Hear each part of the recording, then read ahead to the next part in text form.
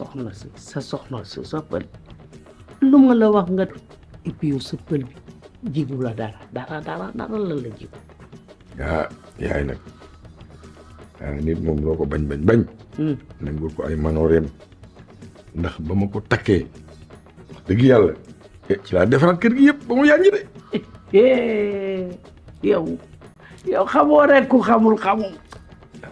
yow dama ne waroon ngaa dépassé fii bu yàgga dëggal ba kii ñëw bu kii ñëwee bu kii yegsee fii di nga xam ne da nga waroon dépassé fii yàgga na bébé macha allah laf cat baax na kii ci boppam ma ngay jàppale nga war a bàyyi sama yaay ci boppam moo war a xam ne man doomam laa te nawlam laa tamit donc balaa muy dugg ci dara da cee war a waxtaan ak man te bu mu fàtte nag sëy bi mu jógee metti woon na loolu kon balaa muy dugaat ci dara waroon na ko xoolaat bu baax. li nga wax yow dëgg la Amira waaye sa yaay doyewu ko dara te ki koy takk góor bu baax la doga faali maawa joor mbay mbasu ñëpp dégg nañ ko ku ko xamul it dégg nga ko góor gu tabe góor gu am diine góor gu riche mën a yërëm jigéen mën a maye nag wax dëgg yàlla mën na yor sa yaay yoraale la.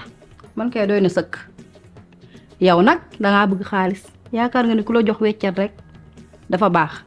dogo xamaloo leen ko dara. yow loo ko xamal. soxloo ma kaa xamal dara man nag bu fekkee sama abi ngeen di laaj ànduma ci sëy bi